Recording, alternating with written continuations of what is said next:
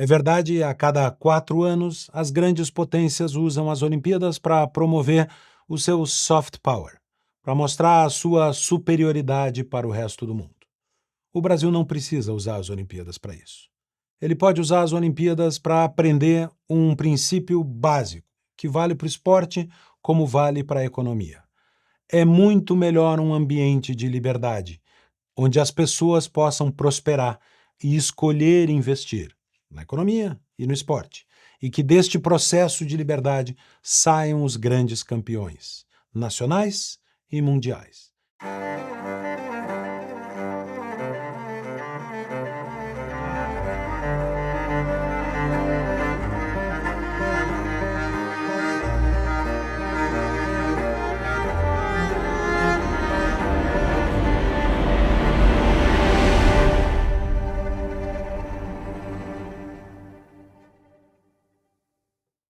Estamos em época de Olimpíadas e é época de celebrar o esporte. E o esporte que sempre é mostrado como algo representativo de valores e de princípios. Pode ser os princípios da meritocracia. A união do talento, que pode ser inato ou pode ser desenvolvido, com o empenho, com o esforço, com a renúncia que representam anos de treinamento, anos de preparo, vencer as lesões, vencer as dificuldades para se transformar em um atleta de ponta. As Olimpíadas mostram isso, um valor positivo de competição saudável, um pouco como o capitalismo, um pouco como o livre mercado, o reino do mérito. Mas elas também, as Olimpíadas, foram usadas ao longo da história para simbolizar outros valores, outros princípios. Desde sempre, desde a Grécia Antiga, desde o início dos Jogos Olímpicos, o esporte era também usado para mostrar a superioridade de uma nação sobre a outra. Superioridade física. Claramente, o lema moderno das Olimpíadas, mais alto, mais forte e mais rápido, mostra isso. Quem enfrentará um soldado mais alto, mais forte e mais rápido, que salta mais, que corre mais? As Olimpíadas sempre mostraram a virtude física de um povo e sempre simbolizaram a capacidade de vencer o adversário. Sempre foi um prenúncio da guerra, um anúncio do que pode acontecer num confronto entre os países. Isso também era assim nas justas medievais, os esportes que simulavam batalhas medievais. Os campeões de um ou de outro reino, de um ou de outro território, se enfrentavam para mostrar, ao fim e ao cabo, a superioridade. Era o prenúncio do que aconteceria no campo de batalha se enfrentamento houvesse. É a velha frase de que, para nós, no Brasil, o futebol é o sucedâneo da guerra. O esporte é o sucedâneo da guerra. É uma forma pacífica de derrotar o inimigo e mostrar superioridade sobre ele. Foi assim na Olimpíada de 1936, em que Adolf Hitler queria aproveitar os Jogos Olímpicos para propagandear a superioridade de seu regime. Fracassou rotundamente. No meio da imponente arquitetura germânica que simbolizava para Hitler a superioridade daquele momento histórico da Alemanha, Jesse Owens, o negro americano, acabou com as Olimpíadas. Ganhou 4 medalhas na frente de Adolf Hitler, inclusive a mais cobiçada delas, a dos 100 metros rasos. A Olimpíada tinha sido pensada para ser uma propaganda do regime e terminou sendo o contrário, esfacelando por vez a bobagem da supremacia ariana defendida por Adolf Hitler.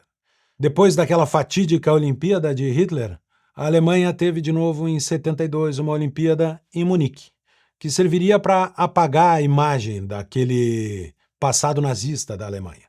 O Estádio Olímpico de Munique foi construído com linhas curvas, perto do chão, muitas áreas verdes, para desfazer o visual da arquitetura de Adolf Hitler. Infelizmente, as Olimpíadas de 72 ficaram marcadas pelo ataque terrorista na Vila Olímpica que vitimou os atletas israelenses. Mas a Alemanha tinha escolhido mostrar um outro lado. Como agora a França escolheu o que mostraria ao mundo. Escolheu mostrar esta talvez nova identidade pelo menos do governo francês. Uma identidade woke, decidida a atacar os valores da família cristã, ia mostrar uma nova civilização francesa, a civilização ideal para a esquerda progressista. Parece até que chegou atrasada. Boa parte da Europa já começa a abandonar esta ideologia woke e a própria Nike fez um comercial que parece resgatar os velhos brios do esporte. Am I a bad person? Tell me, am I? I'm single-minded. I'm deceptive. I'm obsessive. I'm selfish. Does that make me a bad person? Parece até paradoxal que numa Olimpíada em que a França queira promover os valores progressistas, a Nike volte a falar do velho princípio olímpico de buscar ser o que corre mais rápido, que salta mais alto e é mais forte. Não foi só naqueles jogos em que o nazismo quis fazer propaganda de si mesmo. O mundo assistiu durante a Guerra Fria o grande confronto do quadro de medalhas das Olimpíadas se consolidar entre União Soviética e Estados Unidos. A União Soviética mostrava para o mundo, queria mostrar para o mundo, a sua superioridade sobre o Ocidente decadente. Quem diz isso não sou eu. Quem disse isso foi Garry Kasparov. Kasparov não disputou Olimpíadas, era um enxadrista, o mais famoso campeão de xadrez de todos os tempos. Kasparov, para a revista Veja, em 2005, esclareceu o papel que o esporte tinha para a União Soviética. Não se tratava apenas de vencer campeonatos, se tratava de fazer propaganda do regime. Kasparov disse: "Eu tenho algo, por causa do dinheiro e da fama, que os meus contemporâneos não têm: liberdade."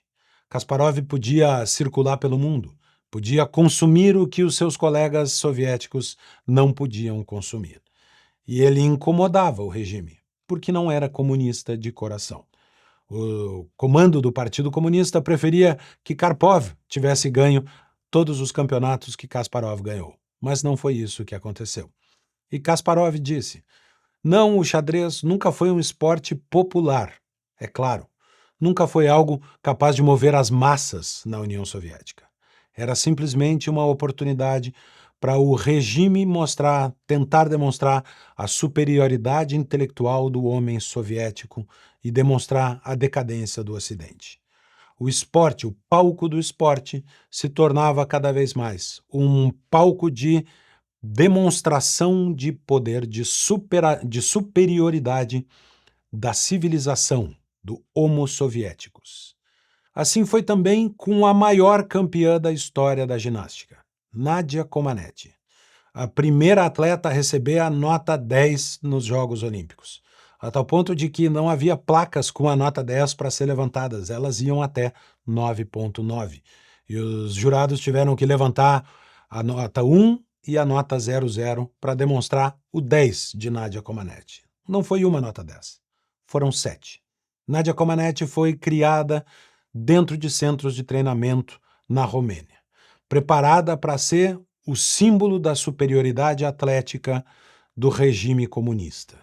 Nadia Comaneci, aos 28 anos, já aposentada, detentora de medalhas olímpicas, a maior nota da história dos Jogos Olímpicos, fugiu da Romênia se arrastando na lama por baixo de cercas de arame farpado.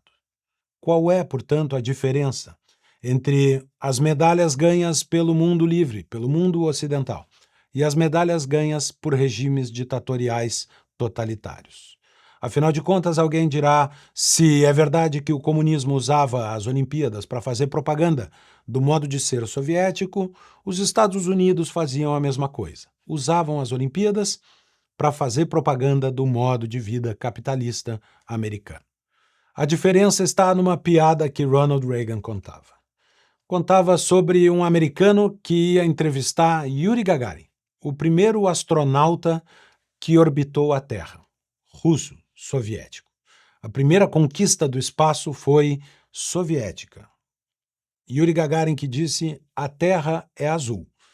E um jornalista americano ia até a casa de Yuri Gagarin para entrevistá-lo. Batia na porta. O filho de Yuri Gagarin abria a porta. "Onde está seu pai?" "Meu pai está dando uma volta na Terra. Ele volta daqui a 1 hora." O jornalista americano fica maravilhado. Meu Deus, que sociedade avançada! Que modelo que dá certo! Que regime eficiente! Um astronauta, cosmonauta russo, vai dar uma volta na Terra e volta em 1 hora. Eu preciso testemunhar isso aqui para contar no Ocidente a superioridade soviética. Posso esperar teu pai?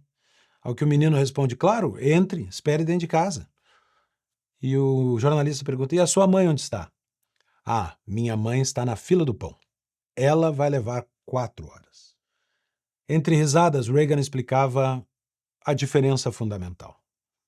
Qualquer regime é capaz de produzir um avanço científico, é capaz de produzir medalhistas olímpicos. O grande desafio é produzir campeões olímpicos, avanço tecnológico, ciência, num ambiente de liberdade, num ambiente de prosperidade. O mais difícil é prover um ambiente no qual a sociedade possa desenvolver grandes atletas olímpicos. Veja o caso dos cubanos, os atletas cubanos, escolhidos pelo regime de Fidel Castro, uma ilha que vive na miséria, Cuba, mas era capaz de colocar atletas em condições de disputar Olimpíadas, de disputar Jogos Pan-Americanos. Fidel Castro nunca deixou de faturar para o regime cubano as vitórias esportivas. Foi capaz até de colocar uma jaqueta da capitalista Adidas para se apropriar das vitórias esportivas. Os atletas cubanos, escolhidos para serem grandes campeões pelo regime, eram desde pequenos bem tratados, bem alimentados, bem preparados, tinham a oportunidade de viajar e tinham um pouco de liberdade, como Garry Kasparov explicou. Mesmo assim, viviam num regime totalitário. E não perderam a oportunidade, como aconteceu aqui em 2007, nos Jogos Pan-Americanos, de, na primeira oportunidade, como fez Nadia Comaneci, fugir, abandonar o seu país. O desafio, portanto, não é produzir medalhas olímpicas. O desafio é produzir medalhas olímpicas em um país do qual os atletas não queiram fugir depois de ganhá-las. O grande desafio é produzir prosperidade, é produzir um ambiente no qual as sociedades possam produzir prosperidade e investir em esporte. Nos Estados Unidos, só no beisebol, os campeonatos das Little Leagues, as ligas infantis, reúnem 2.600.000 atletas.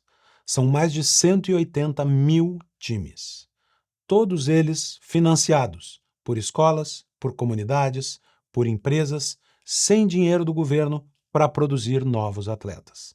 Não é de estranhar que os Estados Unidos tenham a melhor liga de beisebol do mundo.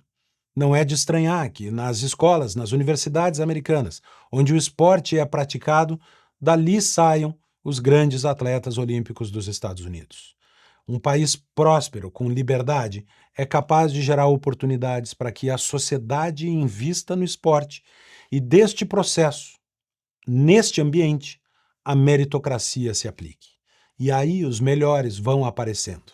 Aí os melhores vão se desenvolvendo, vão se destacando, vão se empenhando e vão conquistando o mérito maior, o ouro olímpico. A cada 4 anos, nós vamos assistir às Olimpíadas e vamos torcer para os atletas brasileiros. E seremos novamente confrontados com o pleito que vem das televisões de mais dinheiro público no esporte, mais dinheiro do governo para promover os campeões olímpicos. A cada 4 anos vem pela televisão para dentro do Brasil um pleito soviético, de um modelo de usar as Olimpíadas para fazer gasto público para a promoção de grandes campeões nacionais. Não é diferente do que acontece e aconteceu na economia do Brasil, em que o governo escolhia os grandes campeões nacionais, as empresas que receberiam gasto público, investimento estatal, para poder prosperar num mundo competitivo. É verdade, a cada 4 anos, as grandes potências usam as Olimpíadas para promover o seu soft power, para mostrar a sua superioridade para o resto do mundo. O Brasil não precisa usar as Olimpíadas para isso. Ele pode usar as Olimpíadas para aprender um princípio básico, que vale para o esporte como vale para a economia. É muito melhor um ambiente de liberdade, onde as pessoas possam prosperar e escolher investir na economia, e no esporte, e que deste processo de liberdade saiam os grandes campeões, nacionais e mundiais. Estes são os processos capazes de levar um país da pobreza ao desenvolvimento. A imprensa brasileira sempre ressalta as dificuldades dos atletas brasileiros, e não a sua superioridade. Rebeca Andrade venceu porque ela é melhor, ela é superior às suas adversárias. Ela tem talento, qualidade e trabalhou profundamente para conseguir conquistar o que conquistou. Rebeca não é resultado do coitadismo brasileiro. Rebeca é resultado das suas qualidades e dos seus méritos. E o Brasil só ganha ao valorizar o mérito dos seus atletas. Que o Brasil possa, nos próximos ciclos olímpicos, entender que não é o dinheiro do governo que vai fazer grandes atletas, como não é o dinheiro do governo que produz grandes empresas. É a liberdade do povo e é a capacidade da sociedade investir em si mesma, de promover o que é bom, de promover um ambiente de competitividade em que os melhores possam se sobressair, em que os melhores possam brilhar e que os melhores possam chegar longe e representar na Olimpíada o que nós queremos que sejam os valores que o Brasil quer mostrar: liberdade, prosperidade e o mérito dos nossos atletas. Nós vamos ser o negócio mais revolucionário do mundo porque vai ser grande e ainda vai fazer o bem. A gente encontrou, talvez, um modelo de organização para influenciar a cultura, talvez o nosso modelo, dos nossos valores. Não tem como você produzir um efeito na sociedade sem trabalho, sem mão de obra. E eu, o Lucas, o Felipe, desde faculdade, desde novo, assim, a gente tinha sonho de empreender, se sentia numa outra vocação, assim, né? E eu dizia, cara, eu não quero fazer uma ONG que vai receber dinheiro, porque daí eu vou... Né? Esse modus operandi tem alguma coisa que não fecha. Tinha uns 10 mil reais ali guardado, botamos esses 10 mil reais, depois surgiu mais 13 mil e pouco. Ao todo, a gente investiu do bolso 13.800 reais. E ao todo, pegamos 94 mil reais de empréstimo. Então, foi isso, o investimento da Brasil Paralelo. Não tinha chance de dar certo esse negócio. E o que a gente fez? A gente falou assim, olha, tem alguns princípios. Primeiro, negócio privado. Tem que ser atrativo para as pessoas todas que não estão interessadas pelo tema. A gente tem que despertar novas pessoas para esse negócio aqui. Não pode receber dinheiro público, porque a gente já viu o embrulho que isso gerava, a dependência total sempre. A gente queria fazer algo que a gente acreditasse filosoficamente também, tinha essa pegada. Então a gente sempre... Até hoje, a gente nunca fizemos um apoio a nenhum político. Mesmo as nossas críticas sempre são críticas históricas, ponderadas, etc. Conscientes, não é uma coisa fervorosa, ideológica. E nós tínhamos esse perfeccionismo de fazer um negócio que fosse didático, como era essa apresentação aqui. Olhou para as pessoas e falou assim, olha, isso aqui vai ser o maior negócio de conteúdo do Brasil, talvez do mundo. Nós vamos ser o negócio mais revolucionário do mundo porque vai ser grande e ainda vai fazer o bem. Brasil Paralelo. Brasil Paralelo. Brasil Paralelo. Brasil Paralelo. Brasil Paralelo. Entramos em evidência aí no Brasil inteiro, viemos para São Paulo. O crescimento do negócio todo ele foi financiado com lucro. Nunca tivemos nenhuma rodada de investimento, nunca tivemos nenhum fundo interessado, nada.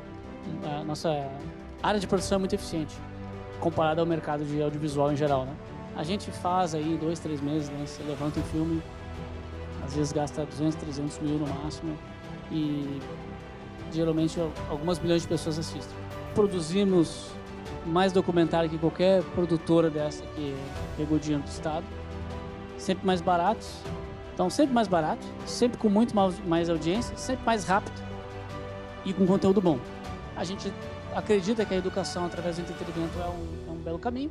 No fundo, hoje a gente percebe que a gente é uma empresa de educação, mas de uma nova educação, né? Uma empresa que olha para esse mundo de entretenimento, de vídeos e internet e fala assim, olha, nós vamos educar através disso aí. Como é que eu vivi até agora sem alguns conhecimentos que aprendi com vocês? Eles são como se fosse uma luz, né? Em contraponto, é de extrema importância. A gente educa com entretenimento.